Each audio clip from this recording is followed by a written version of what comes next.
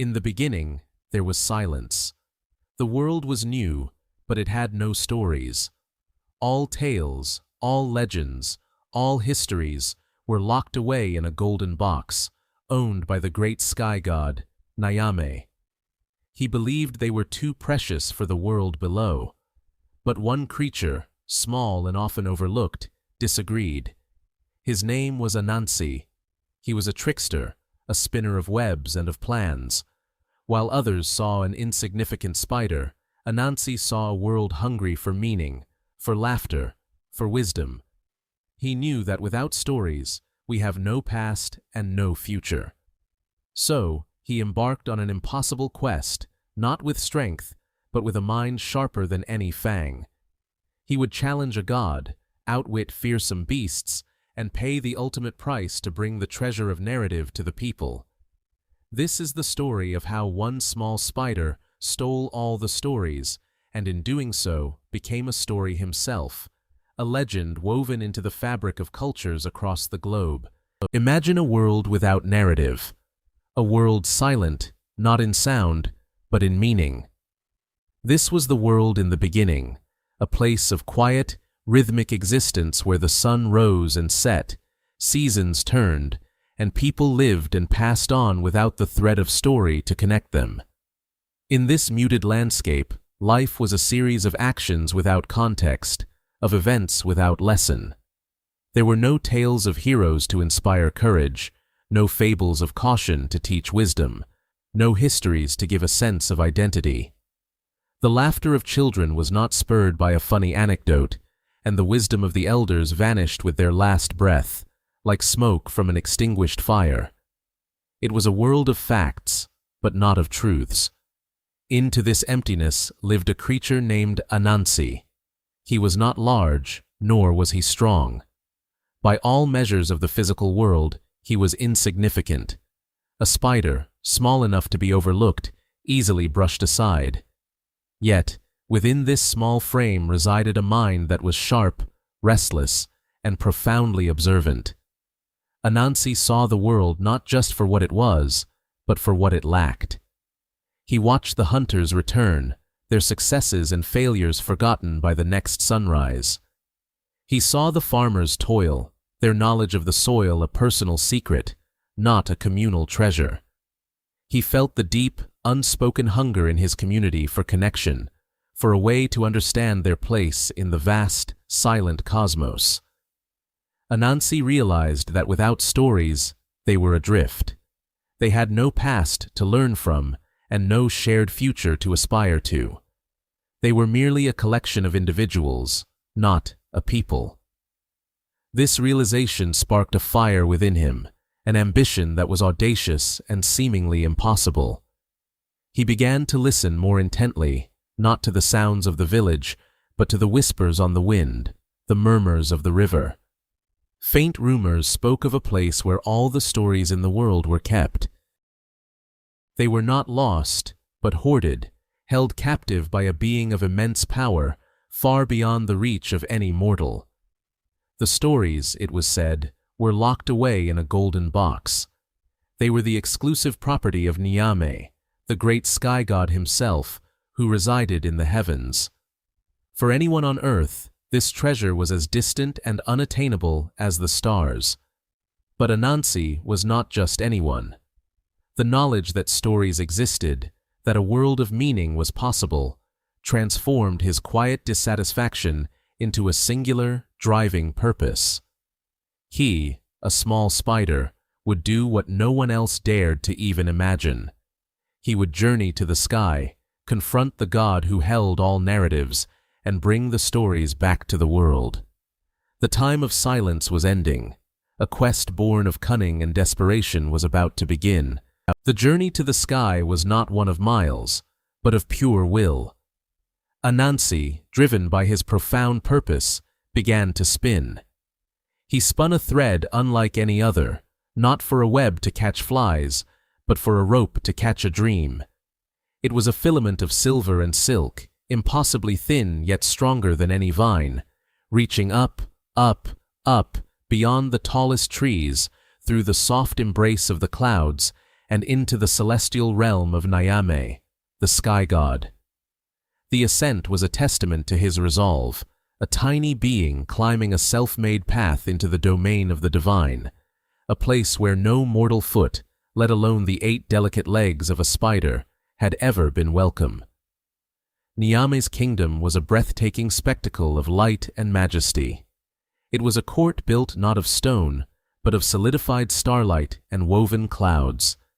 Here, spirits of the air and celestial attendants moved with silent grace, their existence dedicated to the service of the omnipotent God. And at the center of it all sat Nyame himself, a figure of immense power and ancient wisdom, whose gaze held the weight of eternity. He was the architect of the world below, the keeper of its balance, and the sole guardian of its most precious treasure, the stories. Beside his throne rested a golden box. It was no simple container. The chest seemed to breathe, its surface shimmering with a life of its own, covered in carvings that depicted every event, real and imagined.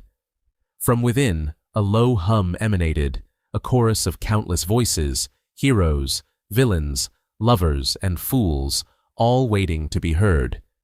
This box held the collective memory and imagination of the universe, every fable, every epic, every song, and every piece of history. To Nyame, this was not a treasure to be shared. He believed the beings of the world below were too simple, too impulsive, to be entrusted with such power. Stories could build nations, but they could also tear them apart. In his wisdom, he deemed it safer to keep them under his protection, locked away from the world. Into this majestic court, Anansi arrived, a tiny, dark speck against the overwhelming brilliance of the heavens. He climbed the final length of his silken rope and stood before the sky god's throne. The celestial court stirred, their silent movements filled with a mixture of curiosity and disdain. Who was this insignificant creature to intrude upon their master? Anansi, undaunted by the scale of it all, made his request, his small voice clear and steady. He asked for the golden box. He asked for all the stories.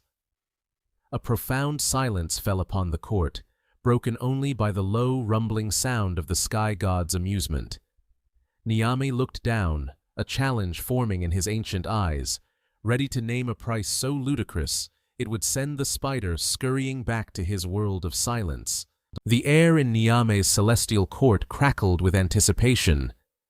The assembled spirits and divine beings watched, certain they were about to witness the swift and contemptuous dismissal of the impudent spider.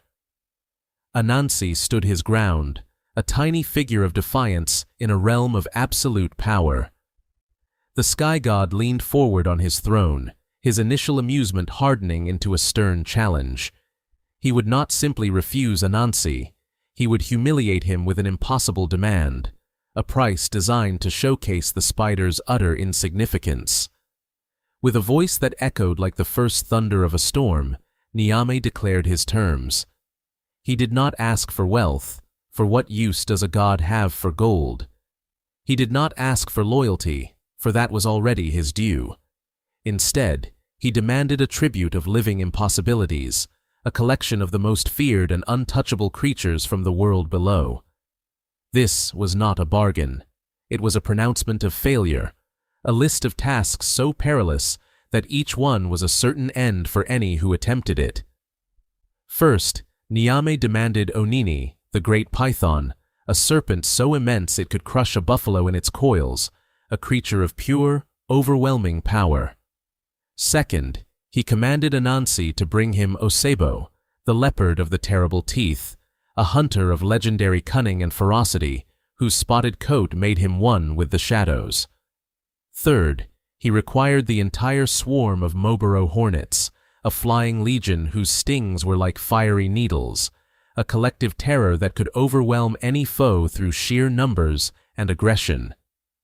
Finally, as a final, mocking flourish, Nyame demanded Moatia, the elusive fairy, a spirit of the forest who was never seen and could not be caught by mortal means. Upon hearing the price, a wave of derisive whispers and quiet laughter rippled through the celestial court. The task was beyond absurd. It was a fool's errand of the highest order. Capturing even one of these creatures was a feat worthy of a great hero. Capturing all four was a fantasy. They all looked down at the tiny spider, expecting him to tremble, to retreat, to beg for a lesser price. But Anansi did none of these things. He remained perfectly still, his small body betraying no hint of fear or doubt.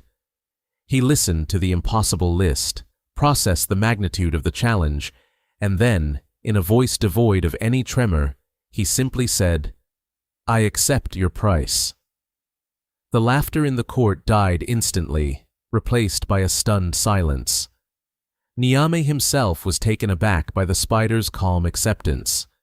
Had he misjudged this creature? Was this supreme foolishness, or a form of cunning so profound that even a god could not immediately grasp it? Anansi gave a slight bow, turned, and began his descent on his silk thread, leaving the entire heavenly court in a state of bewildered contemplation. The game was now afoot. Back in the world of green and earth, Anansi felt the weight of his promise. The sky god's laughter still echoed in his mind, a constant reminder of the impossible road ahead. His first target was Onini, the python, a creature of legend. Onini was not merely a snake, he was a living river of muscle and scale, a primal force of the deep forest whose strength was absolute. Direct confrontation was unthinkable. Anansi knew that to defeat overwhelming power, one must use a weapon it cannot defend against, its own pride. His plan required a partner. He went to his wife, Aso, whose wisdom was as keen as his own. Together, they would stage a performance for an audience of one. Anansi cut a long, sturdy bamboo pole and gathered strong creeper vines. Then, carrying the pole, he walked into the part of the jungle Onini was known to inhabit. He began to argue with himself in a loud voice, a carefully crafted script of debate. "He is definitely longer," Anansi declared with conviction. A moment later, he would switch his tone, feigning doubt. "No, no, it cannot be. This pole is surely longer." Aso, hidden nearby, played her part perfectly, her voice calling out to contradict him. "You are wrong, my husband. The great Onini is mighty, but he is not longer than that pole." The manufactured dispute, loud and persistent, drifted through the trees. It did not take long for the subject of the argument to become aware of it. Onini the python, whose vanity was as great as his size, was deeply intrigued. To have his length, his most magnificent attribute, questioned by such small creatures was an offense he could not ignore. With a great rustling of leaves, he emerged from the undergrowth, his massive head rising to eye level with Anansi. "What is this foolish chatter?" the python hissed, his voice a low rumble. Anansi feigned surprise and explained his argument with his wife. He praised Onini's incredible size, but confessed that his wife believed the python was, in fact, shorter than the bamboo pole. He proposed a simple way to settle the matter, a measurement. Onini, flattered by the attention and certain of the outcome, readily agreed. The desire to prove his superiority was too strong to resist. He stretched his immense body out alongside the pole. "You see," he boasted. But Anansi shook his head. "You are not perfectly straight," he lamented. "To be accurate, I must tie you to the pole at your head and tail." Onini, blinded by ego, consented. Anansi quickly tied the python's head, then his tail. "A little more in the middle," Anansi suggested, and Onini agreed again. Vine by vine, Anansi bound the great snake securely to the pole until the mighty creature was completely immobilized. Only then, when the python could not move an inch, did Anansi reveal the truth. The first part of the impossible price was paid. With the great python secured, Anansi's confidence grew. One impossible task was complete, but the sky god's price was far from paid. His next target presented a different kind of challenge. It was not a single, powerful entity, but a multitude of tiny, furious ones, the Moboro hornets. Their nest, a papery fortress hanging from a high branch, was the epicenter of a buzzing, stinging cloud that sent all other creatures fleeing in terror. To face the swarm was to face 1,000 flying needles at once. Strength and trickery against a single mind would not work here. Anansi had to outwit a collective consciousness driven by instinct and aggression. His strategy was, once again, one of brilliant misdirection. He found a large hollow gourd, cleaned it out, and carved a single small hole in its side. For his other tool, he chose something simple, a large banana leaf. Holding the gourd and the leaf, he made his way to the base of the great tree that housed the hornet swarm. He didn't approach the nest directly. Instead, he sat and waited, watching the sky. He was waiting for the rain. When the clouds gathered and the first heavy drops began to fall, Anansi put his plan into motion. He held the broad banana leaf over his head like an umbrella, keeping himself perfectly dry amidst the growing downpour. He then began to speak loudly, his voice carrying above the sound of the rain. "Oh, this rain is so heavy," he shouted to no one in particular. "It is good that I have shelter. What a shame for those poor, foolish creatures who live in paper houses. I imagine the Moboro hornets are getting very wet right now." He looked up towards the nest, where the hornets were buzzing in agitation as the rain soaked their home. "Such a pity their nest will be ruined." Anansi continued his monologue, making sure the hornets could hear every word. "If only they had the sense to find shelter. For instance," he said, tapping the large dry gourd beside him, "here is a perfect, dry home, safe from the storm. But I suppose they are not clever enough to come inside." The taunt was expertly aimed. Insulted and genuinely concerned about their vulnerable nest, the hornets began to take notice of the dry refuge Anansi was offering. Their collective instinct for self-preservation, nudged by his words, took over. The queen hornet made a decision. One by one at first, and then in a great buzzing cascade, the entire swarm abandoned its wet nest and poured through the small hole into the dry gourd. The moment the last hornet was inside, Anansi swiftly plugged the entrance with a wad of grass. He had not fought the storm. He had given it a bottle to hide in. The second impossible price was his. The second name on the sky god's list was a whisper of terror in the jungle: Onini, the leopard. He was a creature of fluid muscle and shadow, whose teeth were said to be carved from daggers and whose roar could shake the leaves from the ancient trees. To capture such a being was not a matter of strength, for what strength did a spider possess against a great cat? Anansi knew this. He knew that to conquer the leopard, he would need to ensnare not its body, but its mind. His plan began not with a web, but with a hole. For days, Anansi labored, digging a deep pit along the leopard's favorite hunting path. He covered it with a fragile latticework of branches and leaves, a perfect illusion of solid ground. Then he waited. When he saw the magnificent Onini approaching, Anansi did not hide. Instead, he began a frantic theatrical argument with his wife, Azo. "It will hold," he shouted for the jungle to hear. "It will not," she shouted back. "It will. It will not." The leopard, his curiosity piqued by the commotion, paused his silent patrol. He padded closer, his golden eyes narrowed. "Anansi," he rumbled, his voice a low growl. "What is the meaning of this foolish noise?" Anansi feigned surprise. "Ah, mighty Onini, forgive my outburst. My wife and I have a disagreement. I say that if a great tree were to fall across your path, these vines I have here are strong enough to hold it up so you may pass. She says they are too weak." The leopard scoffed, his pride pricked. Vines?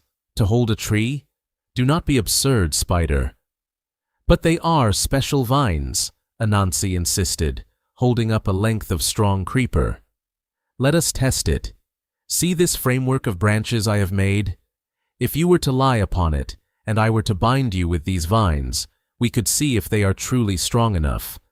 Then I would release you, and my wife would see I am right. Onini considered this. The spider was small and insignificant. What harm could come from indulging his foolish game? The leopard's vanity was the true trap. Very well, Onini agreed, stepping forward with arrogant confidence. He stepped directly onto the center of the leafy covering. The world gave way beneath him. With a surprised snarl, the great leopard tumbled into the darkness of the pit. Anansi peered over the edge. Down below, the formidable hunter was confused and trapped. It seems the ground was not as strong as my vines, great Onini, Anansi said softly. Do not worry, I will help you out. But first, let us tie your feet, just so you do not thrash about and hurt yourself as I pull. The leopard, disoriented and desperate, agreed. The first of the sky god's great prizes was about to be secured, not with force, but with a carefully woven net of words. With the hornet secured and the leopard outsmarted, Anansi turned his attention to the most ethereal of his challenges, the Moatia. These were not creatures of fang and claw, but forest fairies, spirits of the deep woods, who moved like whispers and spoke in the rustling of leaves. They were mischievous, elusive, and intensely proud. Capturing them would require a trick that appealed to their unique nature. Anansi knew that the Moatia, for all their magical power, held their traditions dear. They were unfailingly polite and could not abide rudeness. This, Anansi decided, would be their undoing. He traveled to the base of a great silk cotton tree, a place known to be favored by the fairies. There, he set down his tools. First, he carved a small wooden doll, giving it a smiling, welcoming face. He then went to a tree whose sap was famously sticky, coating the entire doll in a thick, gummy layer. Finally, he prepared a meal he knew the fairies adored, mashed yams, rich and savory, which he placed in a bowl at the doll's feet. With his trap set, Anansi hid himself in the high branches and began to play a beautiful melody on a flute. The enchanting sound drifted through the forest, drawing the curious Moatia from their hidden homes. They emerged, tiny figures shimmering with an inner light, and saw the doll sitting peacefully with its offering. One of the fairies, acting as a spokesperson, approached the doll. "Good evening," the fairy said politely. The doll, of course, did not reply. The fairy bowed slightly. "We thank you for this meal."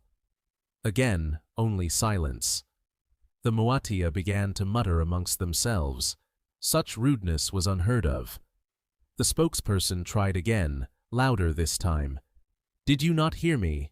I greeted you." Silence. Now the fairy was insulted. Its pride, and the pride of its people, had been wounded. "You will answer me," it chirped, and in a fit of pique, it slapped the doll's smiling face. Its hand was instantly stuck fast in the thick sap. "Let me go!" it cried, struggling.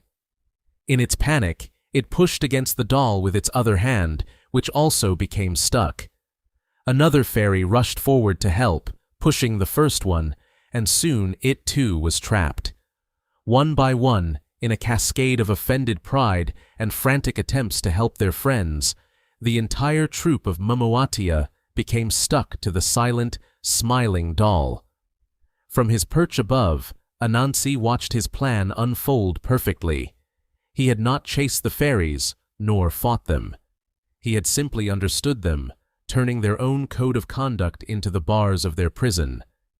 He carefully placed the doll, with the fairies still attached, into a large, empty calabash gourd, sealing the third of the sky god's impossible prices inside. Anansi now possessed the three impossible things. In a calabash, the fury of the hornet swarm was contained, a low, angry buzzing that promised pain. In another, the magical Moatia were humbled, their ethereal light dimmed by confusion. And in the pit, the mighty leopard Onini, the embodiment of jungle power, was helpless. But possessing the prizes was only half the challenge. They had to be presented to the sky god himself. This journey was Anansi's victory lap, a procession of the outwitted. He first returned to the leopard's pit. Using his strongest silk, he wove a web so thick and resilient it was like rope. He tricked the leopard into letting him tie his paws together for the lift out, and soon the great cat was bound completely, a bundle of frustrated muscle. Anansi then attached a single strong strand to his captive and began the arduous task of hauling him through the forest. Next, he collected the gourd containing the hornets and the calabash with the fairies. With his three prizes secured, the tiny spider began his ascent to the sky. The journey was a spectacle. Other animals, who had long scoffed at Anansi's ambition, watched in stunned silence. A spider, no bigger than a man's thumb, was marching toward the domain of the gods, towing a leopard and carrying a buzzing gourd and a silent calabash. It was a parade of the impossible, a testament to the fact that the sharpest weapon in the world is a clever mind. As he climbed higher and higher on a thread spun to the heavens, Anansi felt a sense of triumph that swelled his small body. He had faced down raw power, magical secrecy, and collective might. He had not used strength, for he had none to spare. He had not used magic, for he was a creature of the material world. He had used only what was inside his own head, his deep understanding of others' pride, their temper, their manners, and their fears. He had woven a web not just of silk, but of psychology. As the clouds parted and the golden light of Nyame's kingdom shone down, Anansi stood at the gates.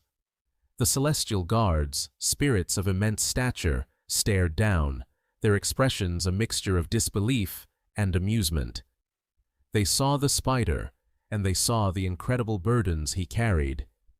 The news of his arrival spread through the court like a gust of wind, a whisper that a small creature from the world below had returned to claim the greatest prize of all. The final confrontation was at hand.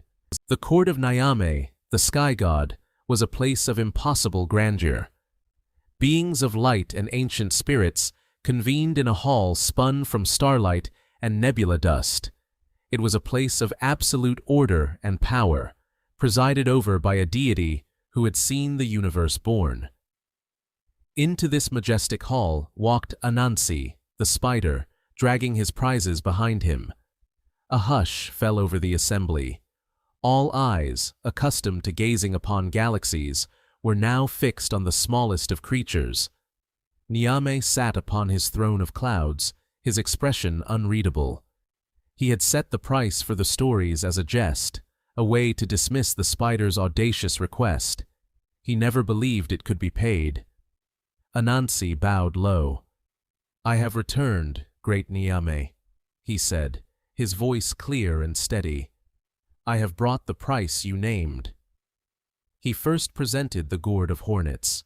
He opened the lid just a crack, and the collective furious buzz of the trapped swarm filled the silent hall, a sound of contained chaos. The court stirred, impressed. This was no small feat. Next, he gestured to the bound form of Onini, the leopard with teeth of daggers. The great cat lay subdued, wrapped in a cocoon of silk, his powerful muscles still, his fearsome eyes glaring with humiliated fury. The spirits of the court murmured in amazement. To tame the untamable was the work of a god, yet a spider had done it. Finally, Anansi presented the calabash containing the Moatia. He opened it, and the confused and disheveled forest fairies tumbled out, blinking in the celestial light. The court gasped. To capture even a single Moatia was thought impossible. Their magic and elusiveness were legendary. Anansi had brought the entire troop. Nyame leaned forward on his throne, his cosmic calm finally broken. He looked at the hornets, the leopard, and the fairies. Then he looked at Anansi, the architect of this impossibility. There was no trickery here, no loophole in their agreement. The price had been paid in full, delivered to his very doorstep. The sky god's face, which had held a universe of wisdom and power, now showed a single, profound emotion: astonishment. He had underestimated the spider.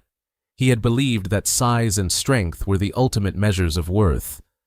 But the creature before him had proven that wit, persistence, and a deep understanding of others could overcome any obstacle. Nyame stood, his voice echoing through the hall.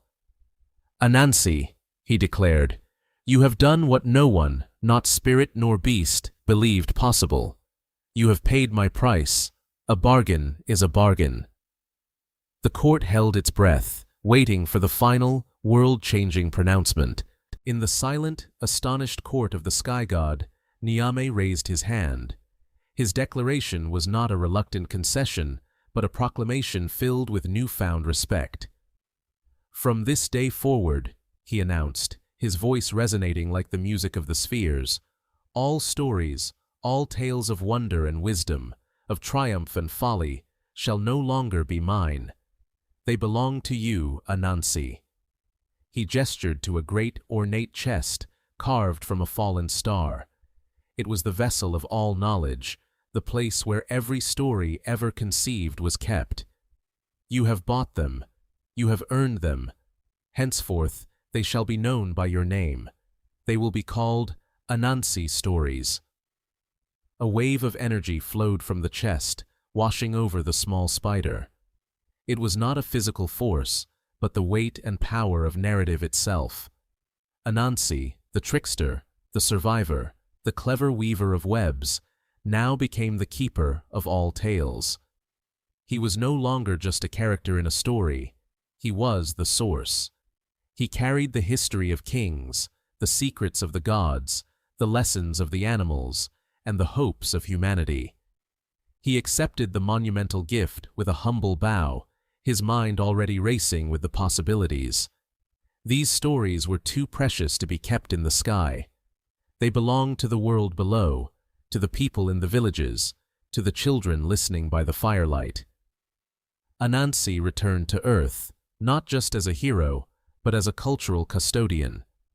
He opened the chest of stories, and they flew out like butterflies, scattering across the land. He told them to anyone who would listen, and the people, in turn, told them to their children. The tales of his own exploits in acquiring them became the first and most famous of the Anansi stories. His legacy was cemented. He became a symbol of the power of the small to overcome the great, a testament to the idea that intelligence and wit are more formidable than brute force. Over centuries, these tales would travel far beyond the forests of West Africa. Carried in the memories of people forced into diaspora, the stories of Anansi crossed the Atlantic, taking root in the Caribbean and the Americas. They adapted, changed, but their core message remained. Even in the face of overwhelming power and hardship, cunning and hope can create a path to survival. Anansi, the spider who bought the stories, had given the world a gift that could never be taken away: the enduring power of a well-told tale. In the vibrant cultures of the Akan people of Ghana, the very concept of a story is inseparable from the spider trickster. To tell a story is to tell an anansesum, literally, a spider story. This is not a coincidence, but a direct legacy of Anansi's greatest feat. Before his time, the world was silent, devoid of narrative. All stories were the exclusive property of Nyame, the powerful sky god, who kept them locked away in a golden box. Anansi, in his boundless ambition, approached Nyame and declared his intention to buy them.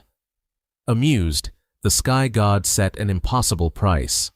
Anansi must capture Moboro, the hornets, Onini, the python, and Osebo, the leopard, 3 of the most feared creatures in the forest. Against all odds, using his unparalleled wit, Anansi succeeded. He tricked the hornets into a calabash, persuaded the python to measure himself against a branch, and trapped the leopard in a pit. He presented his captives to the astonished Nyame, who, true to his word, relinquished the golden box.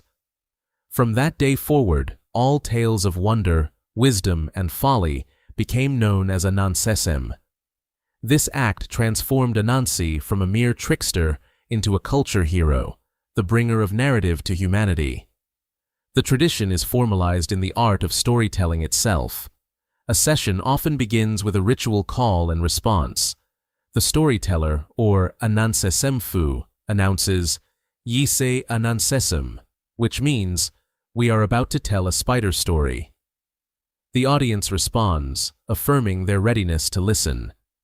These are not just fanciful tales for children. They are complex vessels of cultural knowledge, morality, and social commentary. They teach the consequences of greed, the value of cleverness, and the importance of community. Every fable, every legend told under the moonlit sky is a thread in the vast web Anansi spun, a reminder that every narrative we share owes its existence to the cunning spider who dared to bargain with a god. And in owning all stories, Anansi ensured his own story would never end. Anansi is a figure of profound contradiction, a hero who is also a villain, a creator who is also a cheat. This duality is the very essence of the trickster archetype, a character who operates outside the conventional rules of society to bring about change, often through chaos and disruption. In one story, he is a benefactor to all humanity, the clever spider who faced down fearsome beasts to bring the gift of stories to the world. In another, he is the embodiment of selfish greed, tricking his own family out of a meal, or attempting to hoard all the world's wisdom in a single pot. This famous tale of the wisdom pot is a perfect illustration of his dual nature. Having collected all wisdom, Anansi decided to keep it for himself. He tried to hide the pot at the top of a tall tree, but with the pot tied to his stomach, he couldn't get a grip on the trunk.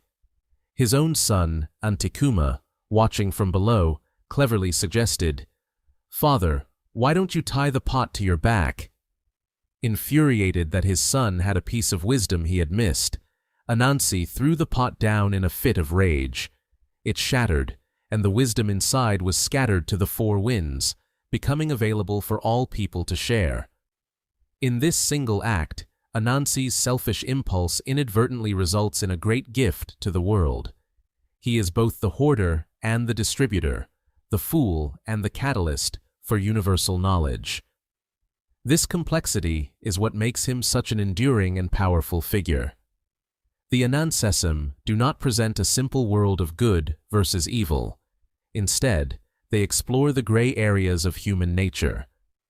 Anansi reflects our own capacity for greatness and our potential for pettiness. He is the clever mind that solves a problem and the impulsive ego that creates a new one. His tales force the listener to think critically, to weigh the outcomes of an action, and to understand that even the most celebrated hero has a shadow. He is a mirror to our own complicated souls, forever asking, when does cleverness become cruelty, and when does ambition serve a purpose greater than itself? For all his legendary cleverness, Anansi's greatest adversary was often his own reflection. His boundless ego, insatiable greed, and short temper were the threads he would trip on, turning the master trickster into the fool of the tale. These stories, where the spider is outwitted and humbled, are among the most popular, serving as essential cautionary fables. They teach a crucial lesson. No amount of intelligence can protect you from the consequences of your own character flaws. One of the most classic examples is his encounter with the tar baby. Anansi, angry that someone was stealing from his garden, crafted a sticky doll and placed it by the path. When the culprit, often another animal, passed by and greeted the doll, it received no reply. Anansi, hiding nearby and using a disguised voice, took offense at the doll's rudeness and struck it. His fist got stuck. Enraged, he struck it with his other hand, then kicked it with both feet until he was completely immobilized, trapped not by a superior intellect, but by his own escalating anger. In another tale, he engages in a battle of hospitality with Turtle. Anansi invites Turtle to dinner, but places the food on a high table, knowing the short-limbed guest cannot reach. Later, Turtle returns the favor, inviting Anansi to his home at the bottom of a river. Anansi, being too light to sink, is advised by Turtle to fill his coat pockets with heavy stones. He enjoys a magnificent feast on the riverbed, but when it's time to leave, the very stones that allowed him to dine now anchor him to the bottom. He is forced to shed his fine coat, swimming back to shore embarrassed and empty-handed. These narratives provide a critical balance to his heroic tales. If Anansi always won, he would be a tyrant, an untouchable force. By showing him as fallible, as capable of being ensnared by the same kind of tricks he employs, the stories reinforce a sense of cosmic justice. They demonstrate that pride comes before a fall, and that true wisdom lies not just in being clever, but in being humble, patient, and respectful of others. The story of Anansi took a somber and profound turn with the advent of the transatlantic trade. As millions of West Africans were forcibly taken from their homes and transported across the ocean in unimaginable conditions, they carried with them what could not be chained: their memories, their beliefs, and their stories. On the brutal plantations of the Americas and the Caribbean, Anansi underwent a powerful transformation. He became more than just a trickster. He became a symbol of resistance. In a world of absolute power imbalance, the tales of a small, physically weak spider who consistently outsmarts powerful, lumbering foes resonated with a new and desperate urgency. Anansi was the ultimate survivor. His triumphs were vicarious victories for the enslaved, a psychological lifeline in a system designed to break their spirit. The stories were a secret language of hope, shared in hushed tones after a long day of hard labor. They were a way to teach the next generation how to navigate a perilous world where direct confrontation was impossible. Cleverness, wit, and mental agility, Anansi's key attributes, were the essential tools for survival. The tales adapted to their new environment. The mighty leopard or python of the African forest was replaced by the tiger, the alligator, or, most significantly, the plantation owner, often referred to as Bakra. Anansi's schemes were no longer just about acquiring food or status. They were about subverting the authority of the oppressor, a quiet but potent form of rebellion. The act of storytelling itself was an act of defiance. It was a preservation of African identity, a refusal to be culturally erased. The spider's web, once spun across the forests of Ghana, now stretched across the Atlantic. It formed an invisible network connecting a displaced people, reminding them of a shared heritage and a common spirit of resilience. Anansi's stories were not mere entertainment. They were a testament to the enduring power of culture to sustain a people through their darkest chapter. Nowhere did Anansi's web take firmer hold than in the fertile cultural soil of the Caribbean. On islands like Jamaica, Grenada, and Trinidad, the spider trickster was not just remembered, he was reborn. He became a central figure in local folklore, a household name whose exploits are as familiar as any nursery rhyme. In Jamaica, he is known affectionately as Breda Anansi, Brother Anansi, a title that speaks to his intimate place within the community. The Akan term Anansesum evolved into the Jamaican patois Anansi stories, and the tradition of telling them became a cornerstone of island culture. The Caribbean Anansi retained his core characteristics of cleverness and cunning, but his role was sharpened. He became a more explicit figure of social commentary and anti-authoritarian rebellion. His primary foil was often Tiger, a character representing brute force, colonial power, or the wealthy but dim-witted establishment. Anansi's victories over Tiger were celebrations of the underdog, reinforcing the idea that intelligence and strategy could triumph over sheer power. His form became wonderfully fluid. In one tale, he might be a spider, spinning a web to trap an unsuspecting foe. In the next, he is a man, walking and talking and interacting with his long-suffering wife, Okra, or his equally clever son, Takuma. This ability to shift between human and animal form underscores his role as a liminal being, one who exists on the boundaries and can navigate any situation. Today, Anansi's legacy is woven into the fabric of Caribbean life. His stories are told by grandparents, taught in schools, and adapted into plays, poems, and novels by acclaimed Caribbean writers. He is more than a character from old folk tales. He is a national icon, a symbol of the ingenuity and indomitable spirit required to survive and thrive against overwhelming odds. From a God's golden box in Ghana to the vibrant street corners of Kingston, the small spider spun a narrative of survival that has connected continents and empowered generations, proving that a good story is the most powerful tool of all. The story of Anansi did not end on the shores of West Africa. It was carried across the vast, unforgiving Atlantic in the hearts and minds of millions of enslaved Africans.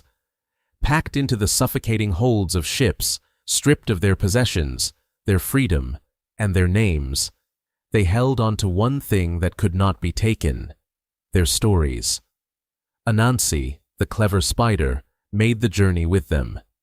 But in this new, brutal world of the Americas and the Caribbean, he would have to change. He would have to adapt to survive, just as his people did. In the humid fields of Jamaica, the sea islands of South Carolina, and the plantations of Georgia, the spider's name began to shift.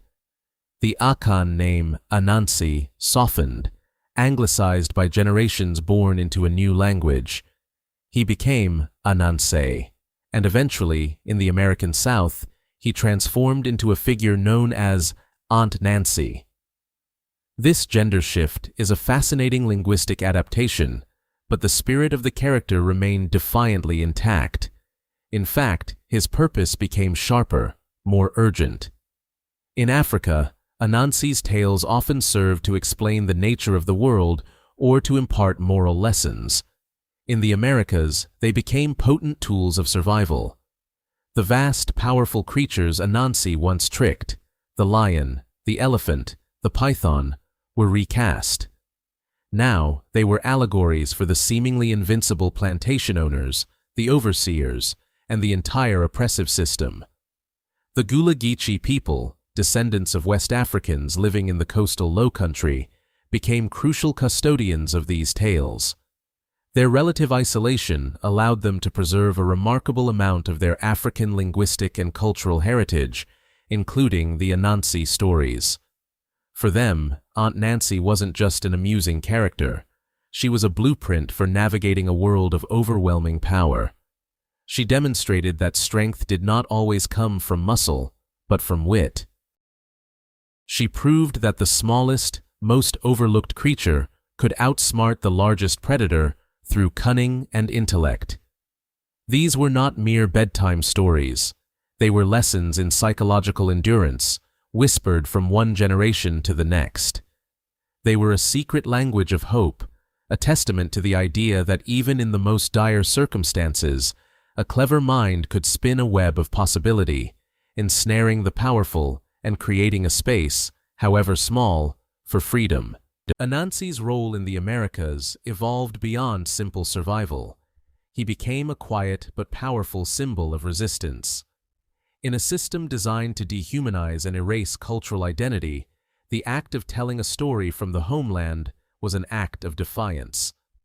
When enslaved Africans were forbidden to speak their native languages, practice their religions, or maintain their family structures, The shared folklore of Anansi became a vital thread connecting them to their past and to each other.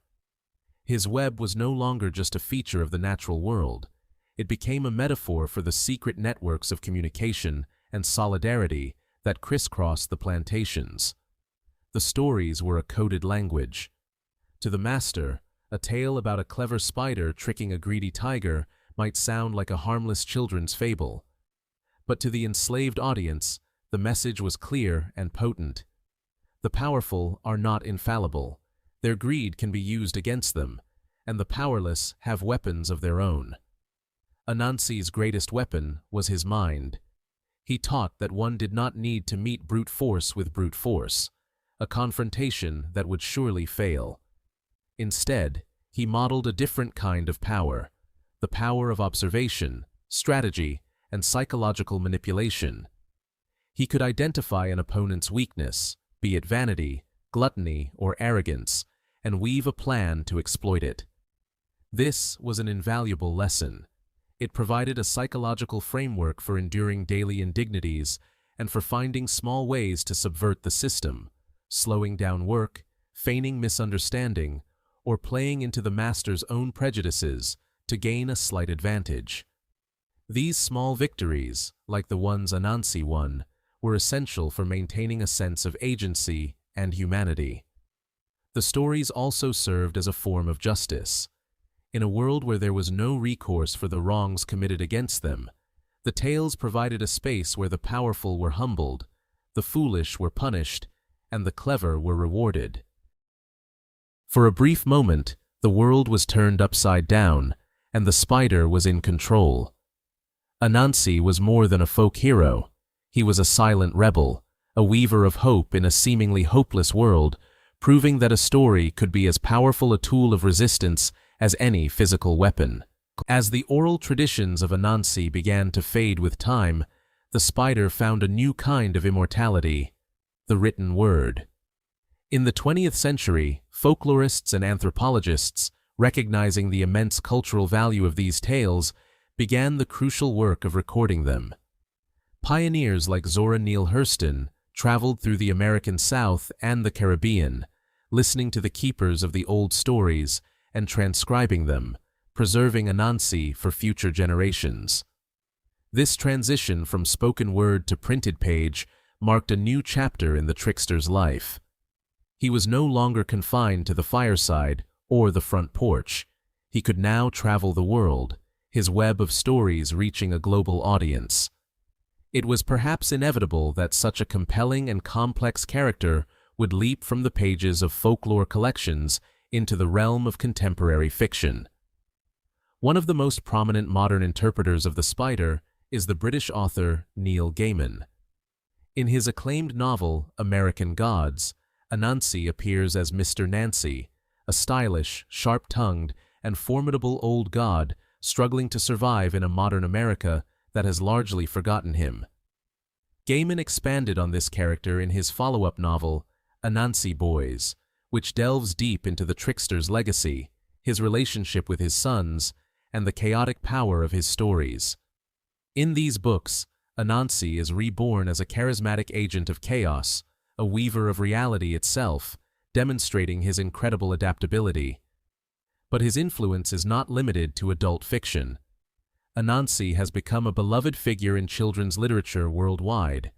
Authors like Eric A. Kimmel have retold his classic adventures in vibrant picture books, introducing the clever spider to a new generation.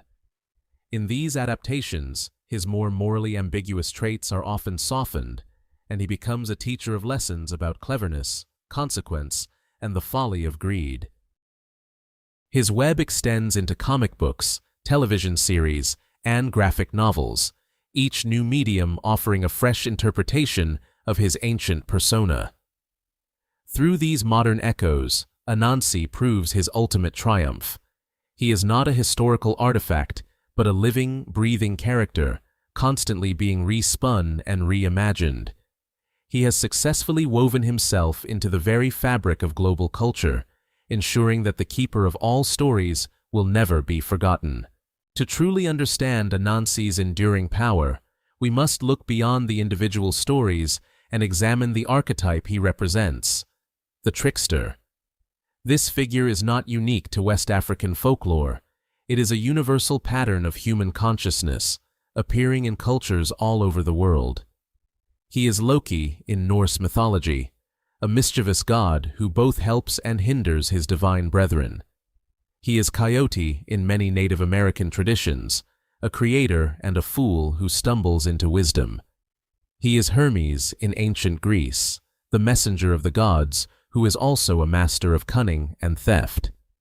The great psychoanalyst Carl Jung identified the trickster as a fundamental archetype of the collective unconscious. The trickster is a boundary crosser. He operates on the margins of society, refusing to be bound by its laws, conventions, or moral codes. He is simultaneously clever and foolish, a creator and a destroyer, a hero and a villain. Anansi embodies this duality perfectly. In one story, he might bring wisdom to the world. In the next, his greed might cause chaos and trouble for his entire village. This ambiguity is the source of his power. The trickster serves a vital psychological function.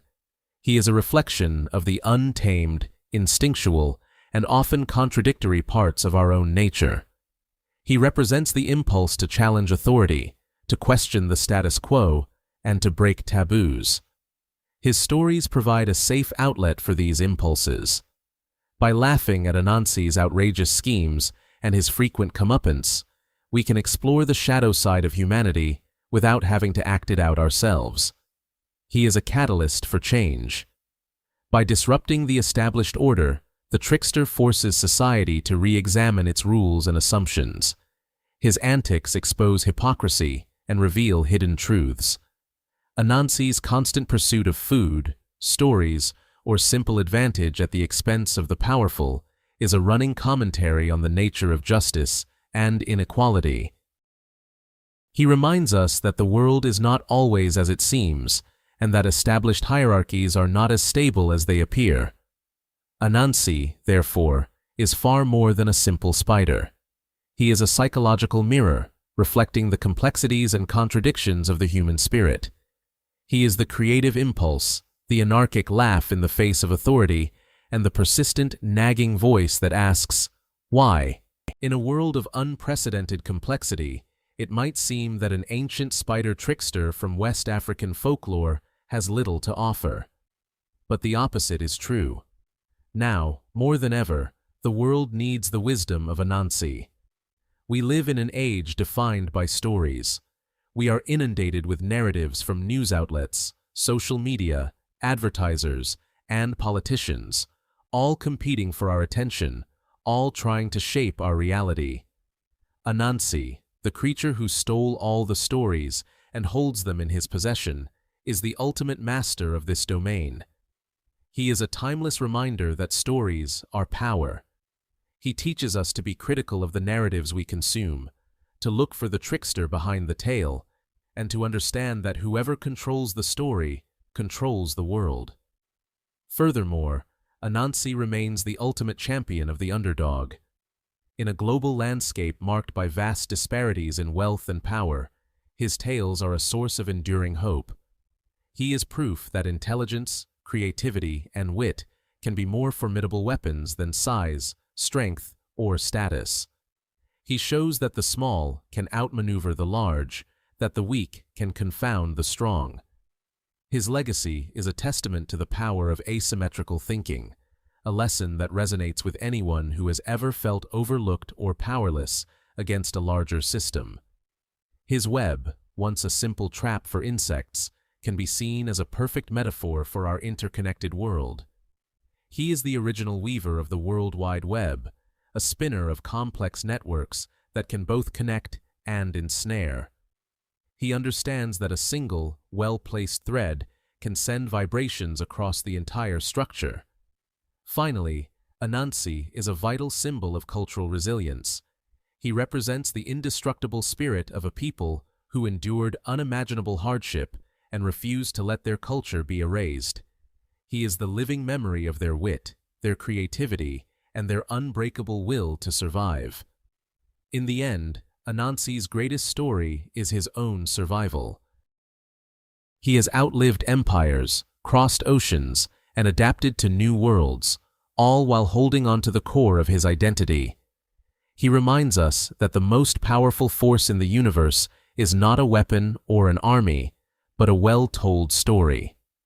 And as long as humanity continues to tell stories, Anansi the Spider will be there, listening, laughing, and spinning his web at the center of it all.